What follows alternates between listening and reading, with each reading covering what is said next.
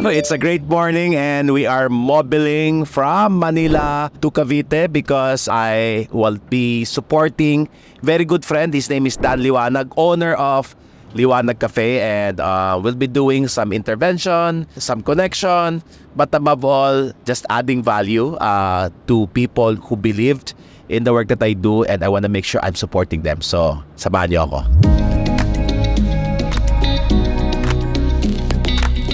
So, I just arrived here in Liwanag Cafe in Cavite, and I'm standing beside my very good friend Dan, and I'm excited to serve your team. So, ilan yung nasa loob ngayon? Right now, we are 40 plus. 40. All leaders, because why? We want to see Liwanag Cafe in all major mall in the entire Philippines. That's a big ambition, which means also big learning growth, learning experience for people so we can achieve whatever we want. Anong excited ka ngayon? Sobrang excited ako kasi I know yung learnings na makukuha nila ngayong araw is grabe. Sobrang dami and grabe tatatak talaga sa puso nila. And for sure, itong Liwanag Cafe is mas dadami talaga and sigurado ako dyan. Okay, tara na. Tara! Ano pinakaiba ng mentor sa boss? Yung boss, uutusan ka, siguro tutulungan ka para umayos ka sa trabaho mo, para umayos sa trabaho niya. Yan yung trabaho ng boss. Anong pinagkaiba ng mentor sa boss? Yung mentor, tuturuan ka maging mahusay ang pagkatao mo.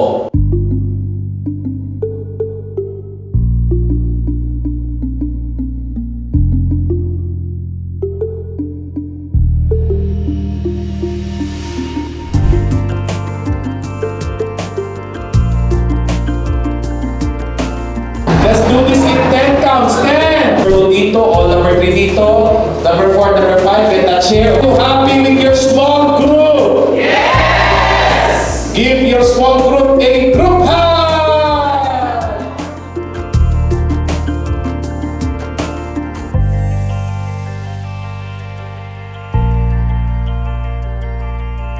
Ang nangyayari ngayon is I just ask them to group themselves differently. Count off 1, 2, 3, 4, 5, 6, 7, 8, and I group them into 8 because they're 45 groups each. No? So right now, this is an exercise for everyone to have an opportunity to share about their learning, to share about what they're proud of themselves, to share anything about themselves. Self-discussion tawag dyan. And of course, after this, everyone will be given opportunity to actually affirm them, to express as well. Later on, we're gonna get some sharings, and that is how we can actually start the learning session that is so attached, that is so important to them, that I just don't come here giving them what I know, what I will give them. Para yung 3 hours ko nandito ko, busog na busog, puno-puno, and they come home with a lot of learning. I come home feeling fulfilled because I was able to give them what they want.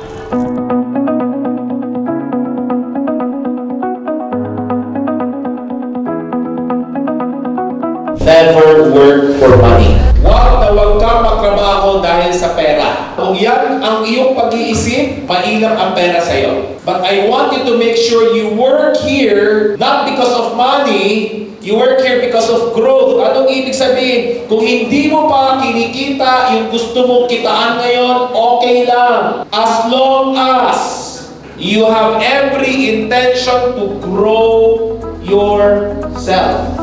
I am Dan Liwanag. I'm the CEO and founder of Liwanag Cafe. And nandito ngayon si Coach Russ, and I'm so grateful because yung organization ko is sobrang daming matututunan, and after namin sundin yung pattern ng IM Plus coaching, grabe nag-10x yung business, naging mas maayos yung relationship namin ng mga partners namin, ng mga staff. Grabe yung naging impact. That's why ngayon tuloy-tuloy kami and palakas ang palakas. Maraming salamat IM Plus coaching, especially Coach Russ. I want you to grow not just for yourself, but grow simply because you wanna lead people. Na-mentor ko siya, ngayon mentor na siya sa 50 tao. Kaya importante rin, kayo isipin nyo kung paano nyo i-grow yung sarili nyo para maka-mentor ka ng ibang tao. Tapitin nyo katabi mo, magiging mentor tayo. When we ask them what they want to learn while I'm here, yung mga sagot nila is about they want leadership, they want communication, they want finances, they want mindset, they want growth. So paano ko siya tinira is to really let them know that if they want a better income, okay, they must have a growth mindset that will lead them to become a leader and communicate well so that they create a teamwork in their own organization. So that becomes now the whole day that we'll be learning but they'll be anchored on their finances. So right now, what they're trying to share is what's their goal income, what's their current reality. I'll tell you the reason why there's a gap between where you want to earn and where you are right now. It's because you need to grow, you need to change yourself so that when you grow and when you change, you're able to achieve whatever you want, especially in terms of income. So they're now sharing it today. And wag yung sabihin, ang hirap-hirap naman yan. Hindi naman ito para kay Dani. Para naman sa'yo ito. Lahat yan para sa'yo. Hindi mo kaya nabigay sa'yo sarili. Hindi kalimutan mo yung dream goal mo. Ayaw mo lang magbago. At kung ayaw mo magbago, sorry, wala kang lugar dito sa liwanag. Ask me why. Why? Meron ding pangarap.